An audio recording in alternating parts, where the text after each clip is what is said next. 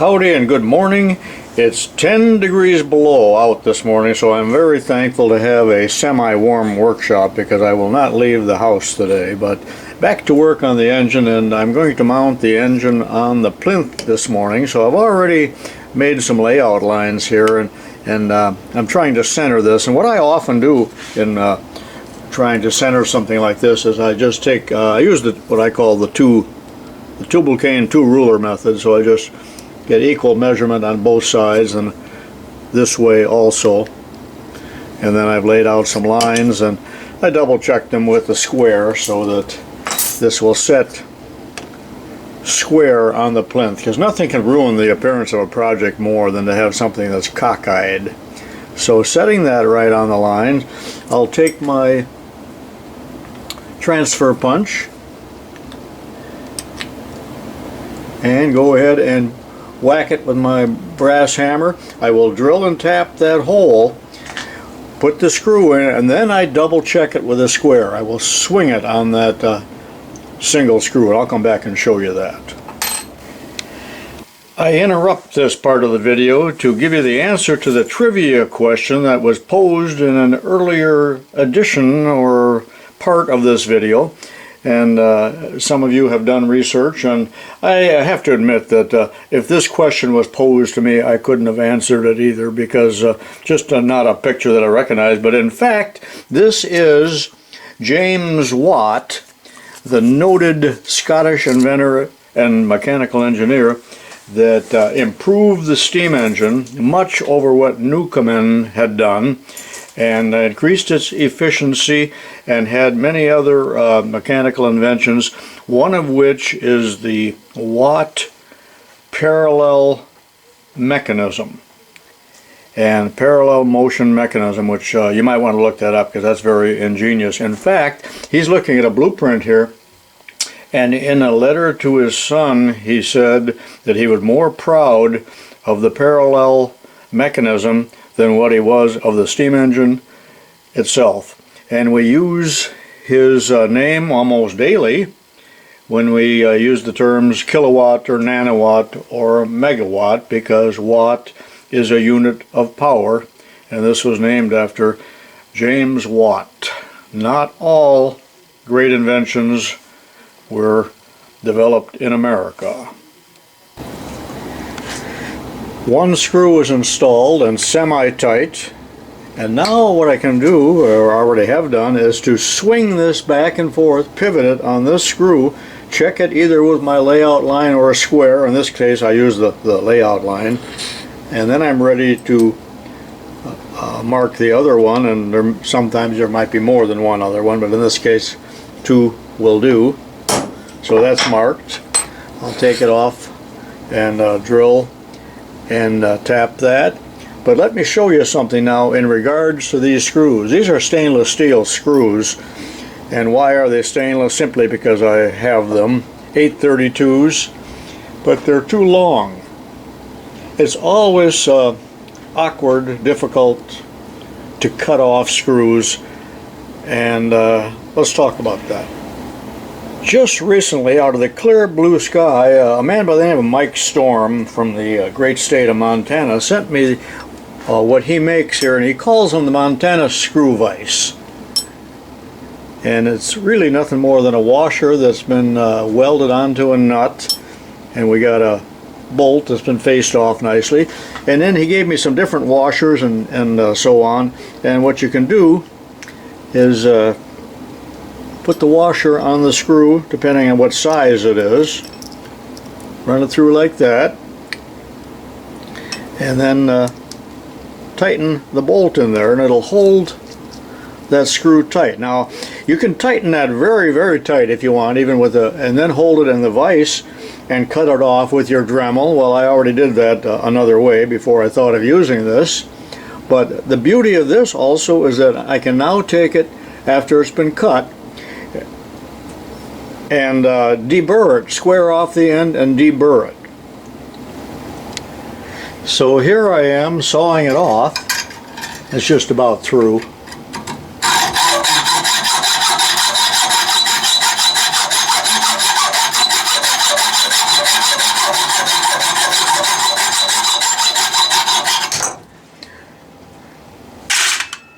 Now there's always a burr left. So now I'll take it to the grinder or the sander and square it off and chamfer it just a little bit.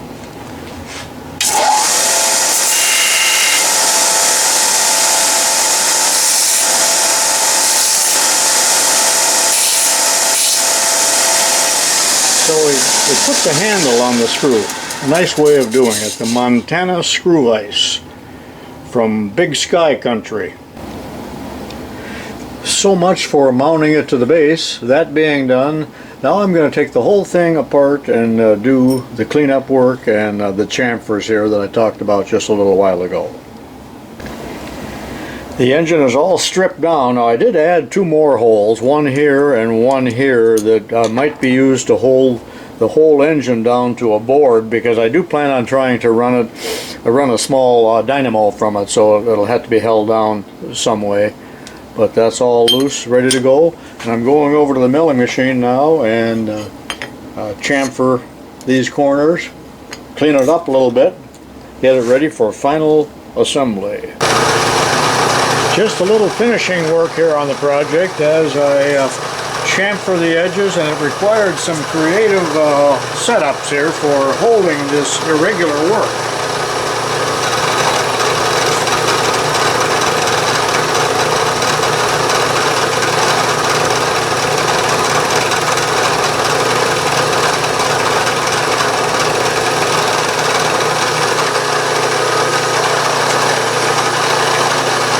I just got the mail, and a man from South Australia by the name of Ray just sent me a package of goodies, and including some of these little flags. So hello to Ray and all of you other guys down under. I know there's a lot of you guys that watch my videos, and thank you for watching. Well, I'm ready to reassemble now, so everything's been cleaned off with thinner, and I put the chamfers on here as shown earlier. I am not going to put any on here. I'd have to take the tubing off to do that, and that's enough. So together it goes, nice and clean. Oil it lightly, and I'll show it to you in a second.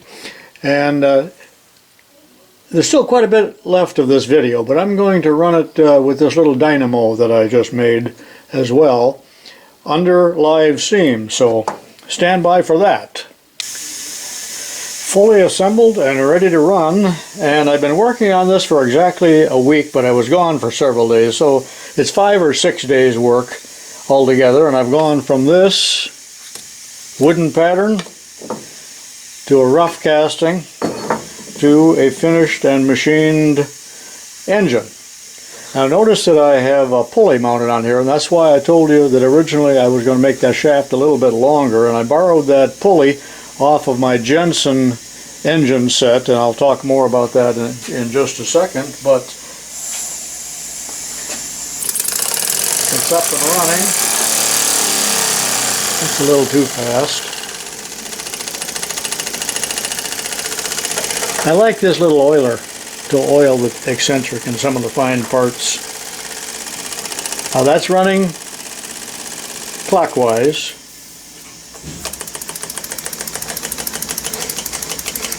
And there it is. Oop. Just the air up a little bit.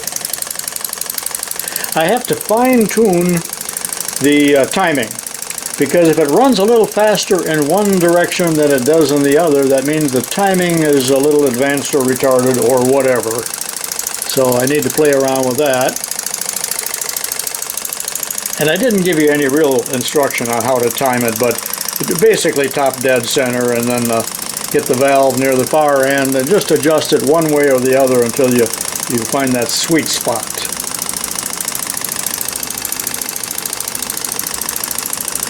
Now, a few minutes ago I talked about a strobe and Harold Edgerton, the wagon wheel effect, the stroboscopic effect, and all of that.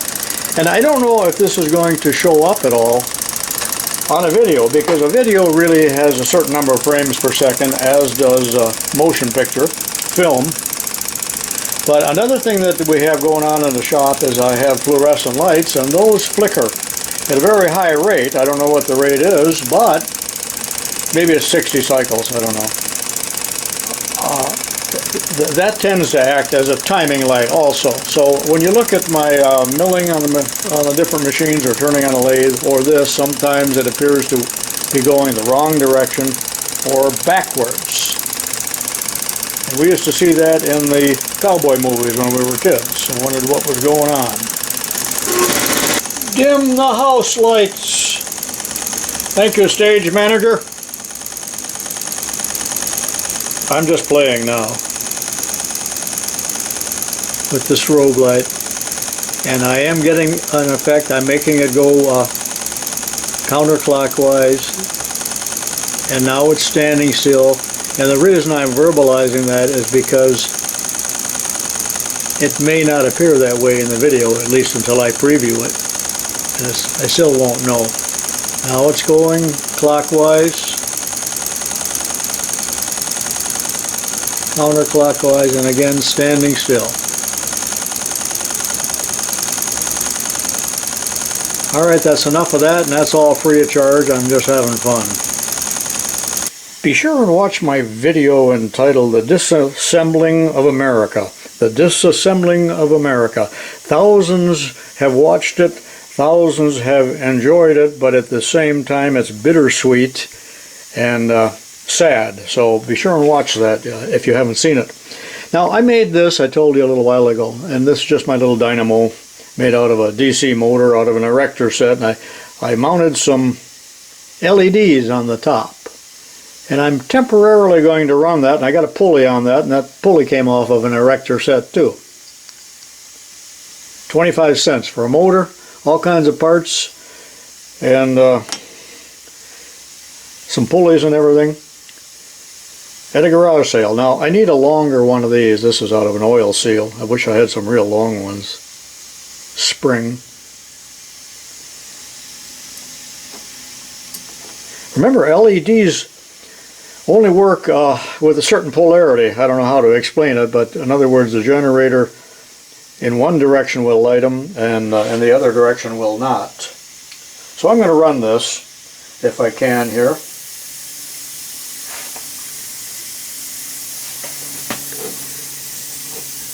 Without it walking away on me. And I got to up the air pressure to speed it up.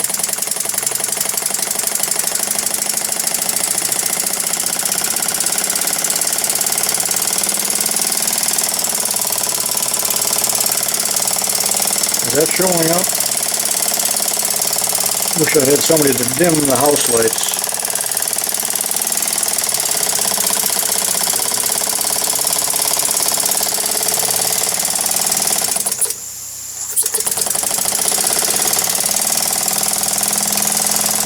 There.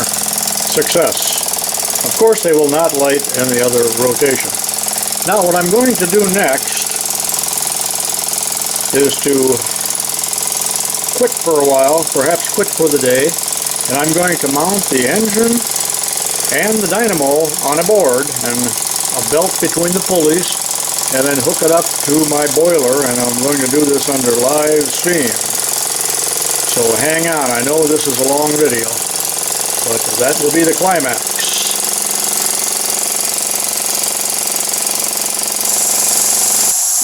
I've mounted the engine and the dynamo on an old piece of plywood, 3/4 inch. This is the belt that I was using a few minutes ago out of an oil seal. This belt is off the Jensen engine, but I tell you, it's rusted, just about rusted through there, so I expect it to fly apart at any given moment.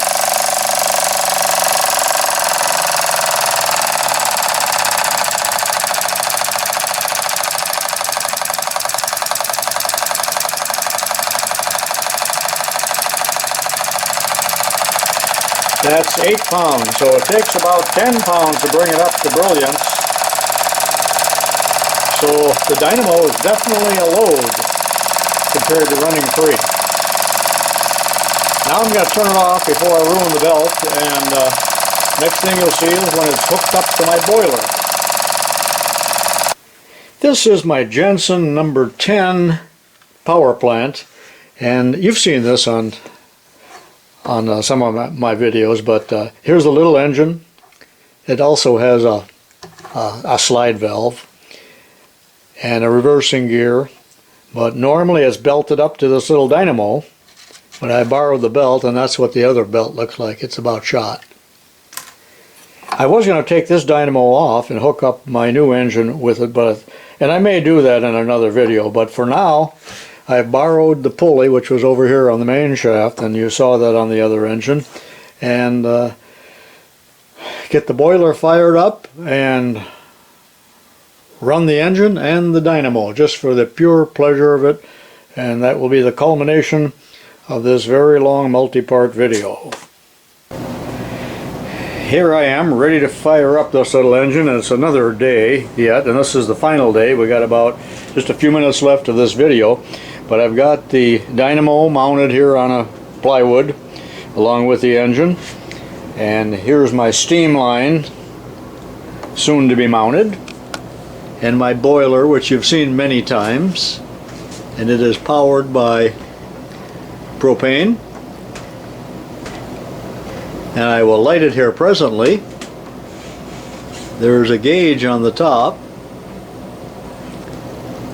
The boiler is very cold right now, and there's my pop-off valve, and it's set for about 10 or 11 psi.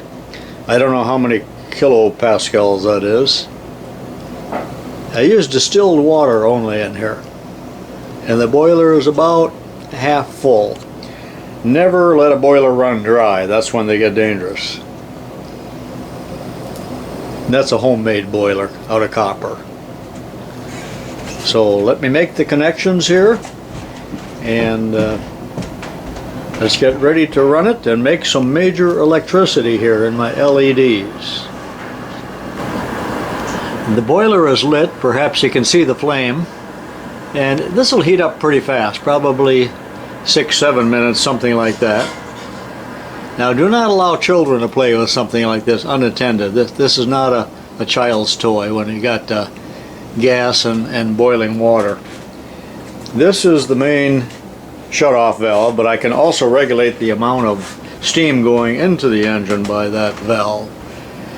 When the boiler first starts producing steam, and I introduce steam into the engine itself, the engine is a cold mass of aluminum, and the steam will condense very quickly to start with until the engine gets up to heat and the steam gets hot enough till we get some, well, it'll never be superheated steam, but hot enough to run this thing. But you'll see water all over the place as it condenses. That also tends to wash the oil out. I have just oiled it, and but the oil doesn't last very long in a little engine like this. But I also like to drain it, wipe it dry, and oil it before I put it away.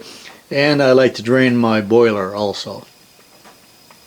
I'll run it initially without the dynamo. I've got the little belt laying right below it there.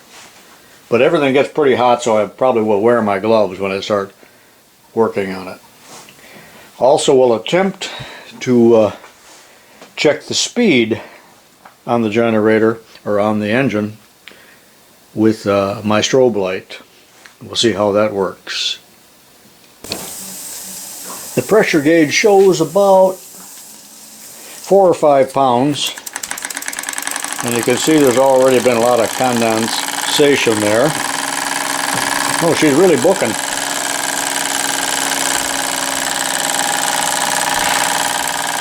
That's only 3 or 4 pounds. Now it'll take more pressure to run that mighty dynamo.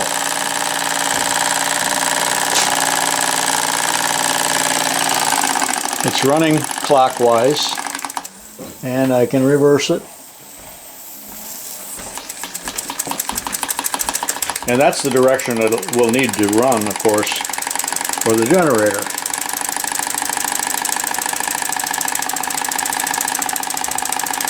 Runs nice. Okay. Now I got it running with the little belt on the dynamo. And we're not getting enough steam here. It's running at about 6 psi, but I'm going to have to turn the heat up a little bit. Hello, Jordan. Hey. My grandson just came in to watch the experiment. I've got the generator on there, Jordan, but I need a little more heat in the boiler here. So I got it heating up, and I'm going to turn it off for just a second. Let that steam come up to about 10. I got to talking to Jordan here, and the pop-off valve blew at 10.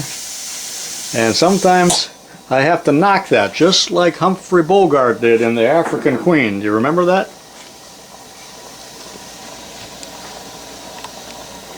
Start her up. Alright, we're going to give her another try here. Oh, it just blew off again. So I'll open that. I've got to hit that pop-off valve again. It's a piece of firewood.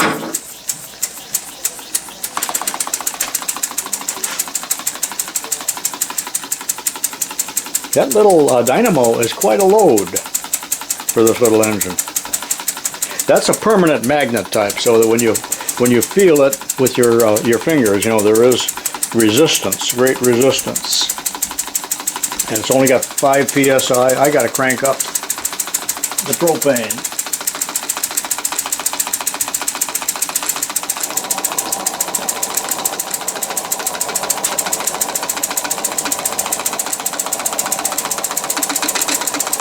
Kill the house lights, Jordan.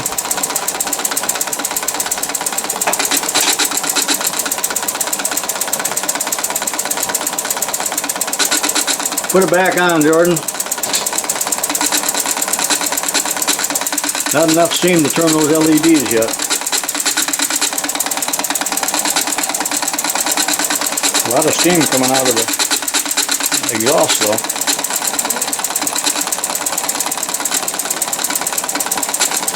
Okay, I'm going to let the steam build up again. And there it is, with a full head of steam. Which on this boiler is 10 psi because I have a pop-off valve on there that would turn it off. It'll reduce the pressure if it goes over. It'll blow off. But she's a steaming.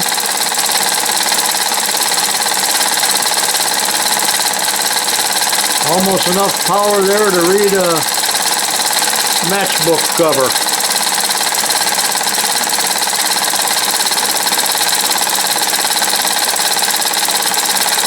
I don't see any leaks at the head.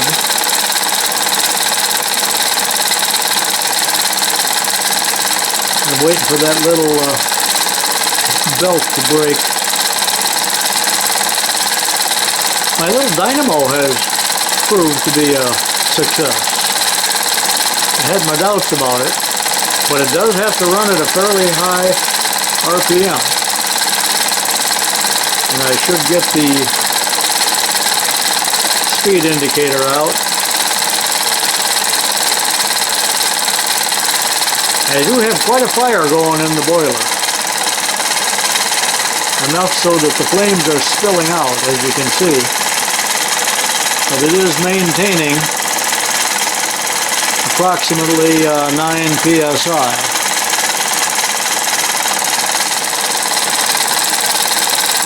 I hope you've enjoyed this little adventure into steam and electricity and have watched this entire many part video. I don't know how many parts it will be. And this is tubalcain saying thanks for watching, and continue watching my other videos. I hope you enjoyed this horizontal steam engine with the piston valve or spool valve, something a little bit different. Keep watching, tell your friends about these videos, and tubalcain saying so long for now.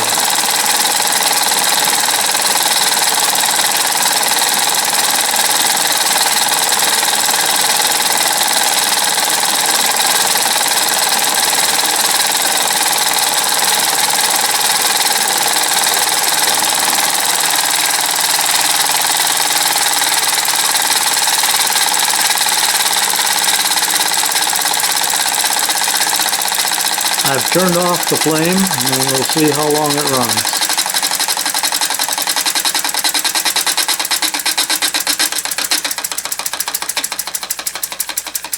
Not too long without fire.